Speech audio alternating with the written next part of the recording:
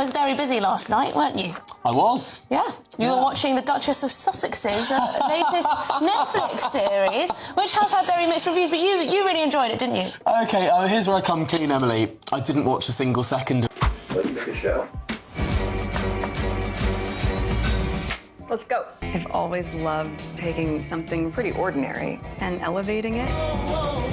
Surprising people with moments that let them know I was really thinking of them. And I just couldn't bring myself to.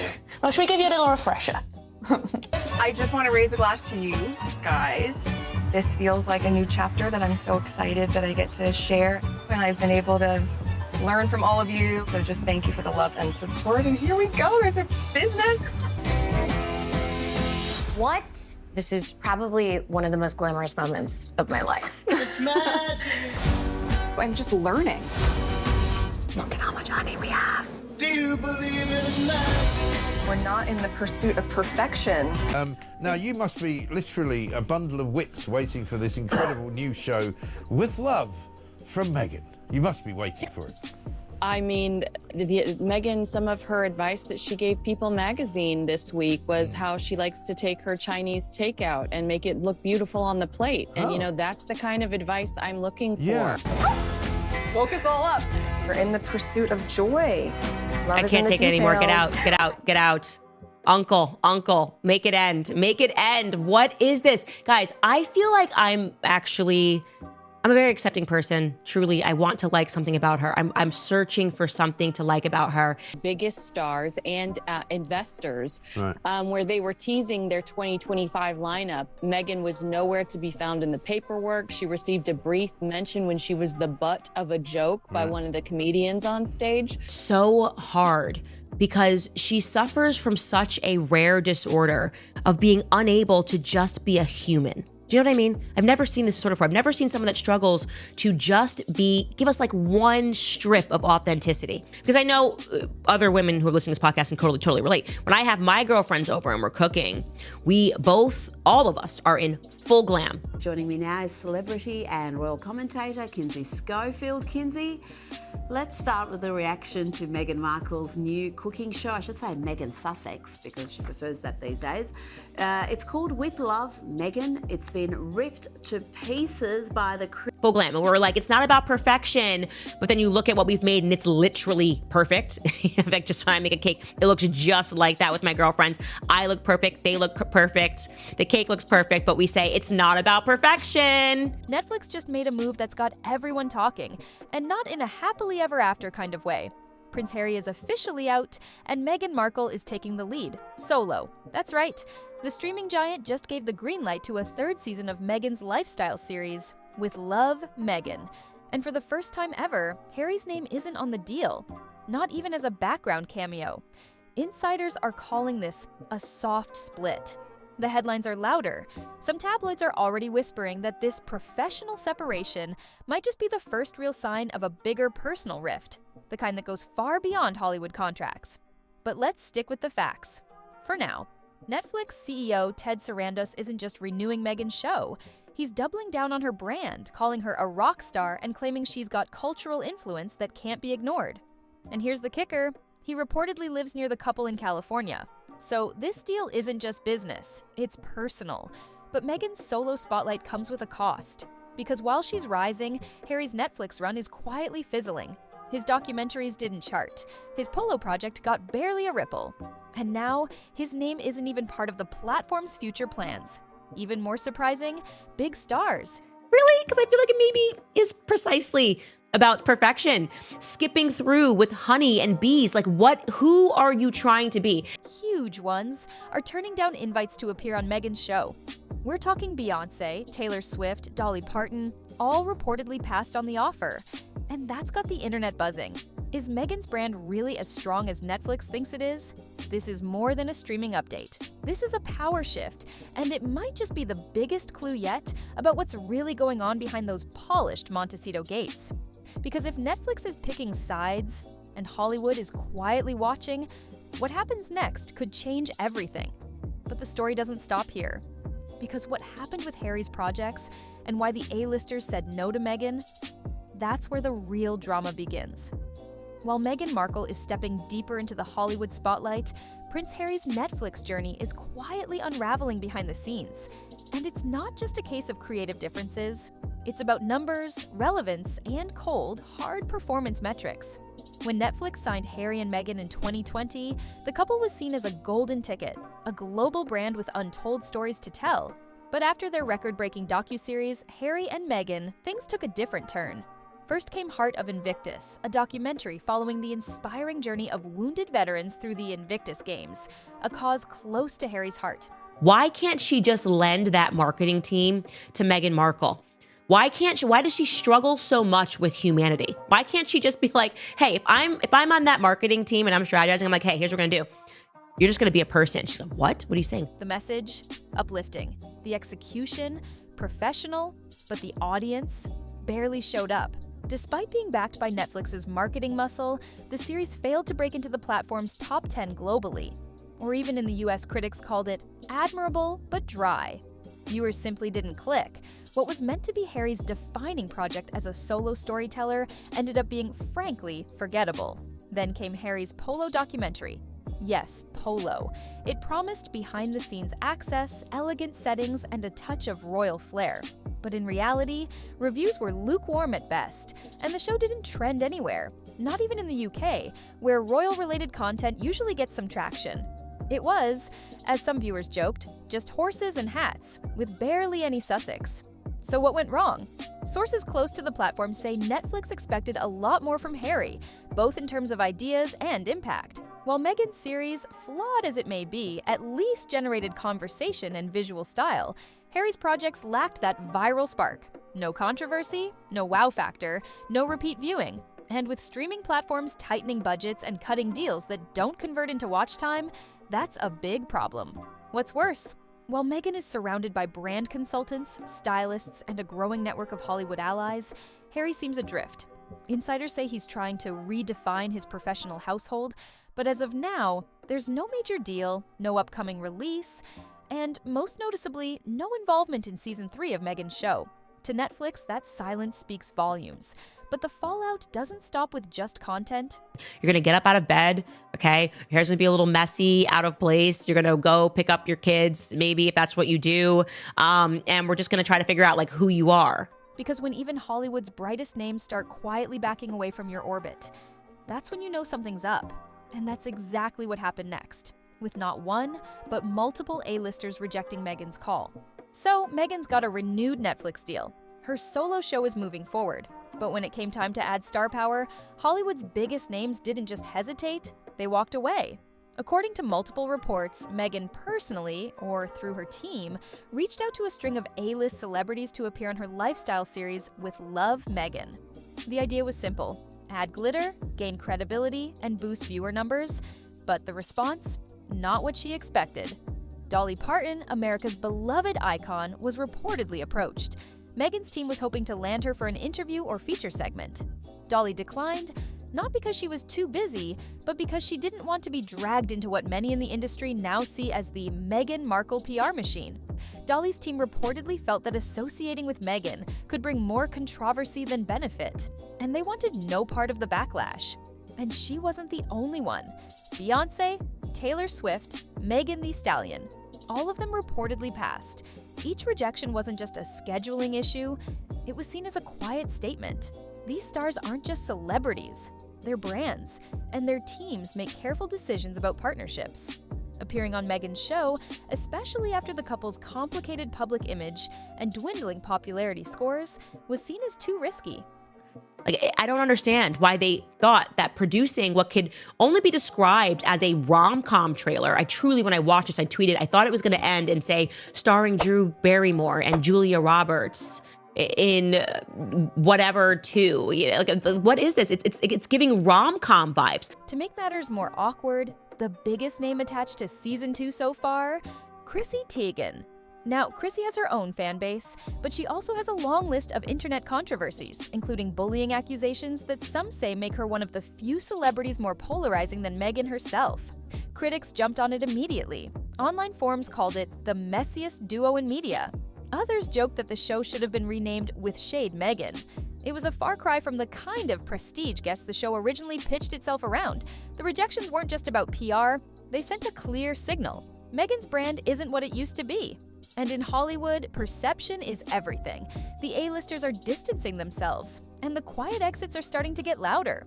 But while some doors are closing, Meghan is opening others, and not always successfully, because her personal brand might be clashing with something even bigger, her actual product line. Let's talk about As Ever, the lifestyle brand that was supposed to be her next big empire. Behind the polished Instagram posts and aesthetic kitchen shots, Meghan Markle's lifestyle brand As Ever is quietly facing a harsh dose of reality. The concept was promising, a sleek, elegant line of home goods, food, and wellness products inspired by Meghan's simple pleasures. It was launched with fanfare, boosted by Netflix tie-ins, and teased through carefully curated photos, sprinkled flowers, glass jars, hand-tied ribbons. But soon after launch, the reality began to crack. The first major red flag, everything sold out within hours. The music in the background. Do you believe in magic? Do you believe? What is that? Like, this is just, even when she was giving us reality, she couldn't give us reality. So I just wanted to say that if you don't like her, it's not your fault. But there was barely anything to buy. According to buyers and analysts, As Ever launched with an extremely limited batch, so limited that it couldn't even support basic resale markets like eBay. No restocks came for weeks, and even after 2 full months, much of the catalog remained unavailable. Some fans called it exclusive, but most saw it for what it was: artificial scarcity to create hype. And that's not a good look for a brand built on authenticity. Even loyal supporters started to question the strategy. Where were the updates, the newsletters, the press interviews? Meghan wasn't seen promoting As Ever beyond a few mentions during her Netflix promo run. For a supposed passion project, she was surprisingly distant.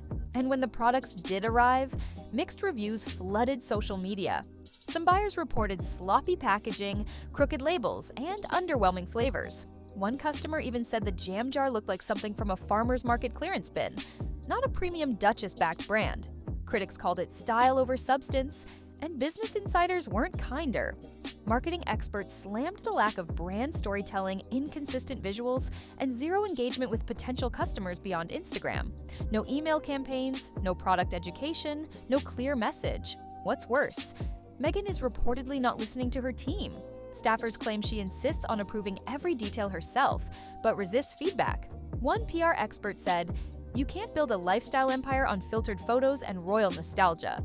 And yet, As Ever isn't just a product line, it's part of Meghan's larger Hollywood pivot, which means its failure could spell deeper problems for her personal brand. But while Meghan's struggling to turn jars into jewels, someone else made a very public choice. There's been a lot of things going on, not just over at Netflix, but also within Meghan Markle's own team, really trying to embrace damage control to really fix her career, to really even win back the lost fans that walked away from Meghan Markle. And it said everything about which side Hollywood wants to be on. Because when a luxury brand had to choose between Meghan Markle and the actual royal family, they didn't even hesitate. Just when Meghan Markle thought she was carving out her own lifestyle empire, Hollywood's elite sent another subtle but brutal message. And this time, it came from a luxury brand she reportedly tried to get close to: Flamingo Estate. For those unfamiliar, Flamingo Estate is a high-end California brand known for its organic ingredients, lush packaging, and upscale vibe, the exact aesthetic Meghan's As Ever seems to emulate.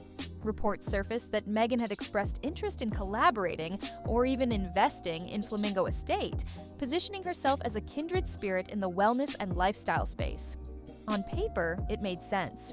2 California-based luxury names, one rooted in royalty, the other in earthy chic. A match made in Montecito, right? Wrong. Because just weeks later, Flamingo Estate made a different announcement entirely. A major collaboration with Highgrove Gardens and Burberry, a project backed directly by King Charles and the official royal estate. The optics, crystal clear. In a world where Meghan's brand is fueled by her Duchess title and royal associations, this move signaled that the actual royal family still holds more weight in the luxury game, and brands are paying attention. Social media picked up on it instantly. One viral post showed Meghan gazing at an empty bowl in her kitchen, while the Flamingo X Highgrove launch trended online. Another comment said it best: Flamingo Estate just chose prestige over PR drama.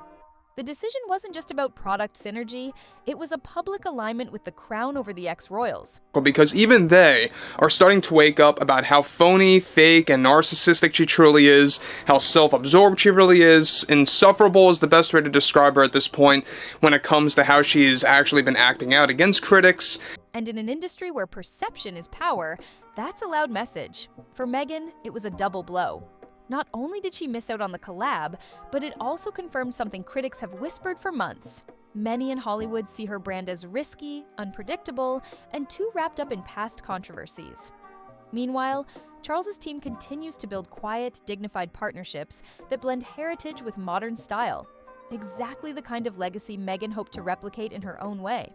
It's not just about jam jars or garden parties, it's about who the industry trusts and who it doesn't. And as the doors start to close around Meghan's brand world, a bigger question looms. Is this all part of a carefully planned shift away from Harry and Meghan and toward Meghan solo? Because some sources say this isn't just a PR strategy, it's the first move in a very different kind of separation. On the surface, Meghan landing a solo Netflix deal looks like a standard business move. But behind closed doors, and across the tabloids, this decision is fueling whispers of something far more personal. Professional separation. That's the term being tossed around. But for many royal watchers and media insiders, it sounds like the soft launch of something bigger, a slow-motion uncoupling between Meghan and Harry, one that begins with contracts and ends with headlines. Let's look at the facts. For the first time since their multi-million-dollar Netflix deal began in 2020, Prince Harry's name is nowhere near Meghan's upcoming season of With Love, Meghan. No cameo, no credit, not even a symbolic executive producer tag. Their public appearances have become less frequent. Their brands have split into two separate PR teams. Meghan now has her own stylists, her own publicists, and her own growing list of solo ventures, from jam jars to streaming series. Meanwhile, Harry has no current Netflix projects, no new content announcements, and while he remains involved with the Invictus Games and occasional charity work, his media presence is fading fast. It doesn't stop there. Multiple insiders have pointed out that Meghan has started using her full Duchess title more actively, especially when promoting as ever or her Netflix appearances. This isn't just branding, it's a clear signal of autonomy.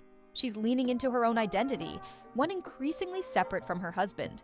UK tabloids are already spinning the narrative. One thing about Meghan Markle is that, yes, we already know that she's been spilling new truths about her life, about her career, many of which has a lot to do with negative aspects of her career. She admitted just a couple of days ago that there's been a lot of challenges, a lot of obstacles, and a lot of scenarios that she just can't get through. Divorce on the table, some claim. Others say a post-divorce memoir is being quietly shopped around. While nothing's confirmed, the signs are stacking up. One source even told the Daily Mail, people close to Meghan are preparing for all outcomes. She knows her power is personal now, not shared. And from Netflix's perspective, this may be by design. Ted Sarandos has invested in Meghan, not Harry. The new structure gives them an out. If things fall apart, they're already positioned to keep Meghan and let Harry drift. It's subtle, but it's strategic. And it wouldn't be the first time a high-profile Hollywood couple slowly shifted from joint brand to solo entities, all while maintaining a united front. Until they didn't. So the question is no longer, will they split? It's, is the split already happening, and we're just watching it unfold in slow motion? But there's still one piece of the puzzle we haven't talked about. Why, despite all the red flags and lackluster returns, is Netflix still betting on Meghan Markle? From a numbers perspective, Meghan Markle's Netflix journey has been complicated. Her first show didn't exactly win over critics. Her product line is stumbling, and A-listers are saying no thanks faster than she can send out invites. So why is Netflix, of all companies, still doubling down on Meghan? The answer lies in two words: Ted Sarandos. The Netflix co-CEO isn't just backing Meghan professionally. Insiders say he's personally invested in her success, literally and emotionally. The two reportedly share a close connection. They live in the same Montecito neighborhood, have attended the same events, and according to sources, maintain a friendly relationship off-camera. One senior TV executive even told the Daily Mail, Ted is in the Meghan business. He calls her the rock star. He believes in her. But that belief isn't necessarily based on ratings. It's based on reputation protection. Let's rewind. In 2020, Netflix signed Meghan and Harry for a reported £78 million. It was one of the most high-profile content deals of the decade. The couple promised to deliver inspirational content that would inform and uplift. But aside from the Harry and Meghan docuseries, most of their projects didn't deliver the expected returns. Now, if Sarandos were to cut ties with Meghan completely, it would look like a massive misstep, both financially and strategically. Especially after Spotify did just that, publicly walking away and labeling the couple grifters on a viral podcast. Netflix can't afford the same PR mess. So instead, they're doing what many in Hollywood do when a deal flops quietly. Meghan Markle has been dropping a lot of secrets lately, putting that out into the general public, letting others know about what she's up to. Renew at a lower cost, refocus the narrative, and pretend it's all going to plan. That's why insiders say Meghan's new deal isn't the blockbuster 5-year, multi-million-dollar contract she once had. It's a season-by-season agreement with far less upfront money, but just enough to save face for everyone involved. It also buys time. If Meghan manages to reinvent herself, create buzz, or land a real win, Netflix still owns the connection. And if she doesn't, well, the investment was minimal. No harm, no headlines. It's a high-stakes gamble, but a calculated one. Because at the end of the day, Netflix isn't just betting on Meghan's talent, they're betting on curiosity. The public might love her, hate her, or just love to hate watch. But they're watching, at least for now. But there's one final twist in this story. A quiet move, hidden in the background, one that could shift the entire narrative in Meghan's favor, or prove that it's all starting to fall apart. While Meghan Markle's Netflix renewal dominates headlines, a quieter shift is already underway, one that could either redefine her brand or expose its limits. Behind the scenes, Meghan has filed trademarks for American Riviera Orchard, a new lifestyle brand that signals a possible break from her royal-heavy identity. It's softer, more California chic, and aimed squarely at wellness and home aesthetics. But with slow product rollouts and barely their promotion, critics say it's already showing the same cracks as ever. Strong visuals, weak follow-through. Her social media presence remains carefully curated. Her products vanish, not because they're flying off shelves, but because there's barely any inventory. And the big-name partnerships? Still missing. Yet despite all this, she still has what most entrepreneurs dream of. Global name recognition, a loyal base, and one powerful believer, Netflix boss Ted Sarandos. But here's the real challenge. Meghan can no longer lean on royal ties or curated mystery. In today's world, audiences want more. Connection, vulnerability, authenticity, sprinkle flowers over pretzels all you want. But if the message doesn't land, the brand won't either. So now, with Harry sidelined and A-listers dodging her calls, Meghan's standing at a crossroads. Netflix has given her another shot, but it's clear this is no longer about the crown. It's about whether Meghan, on her own, can deliver. And if she can't, even Hollywood's biggest backers can't keep the cameras rolling forever, because this isn't just a new season. It could be her final act.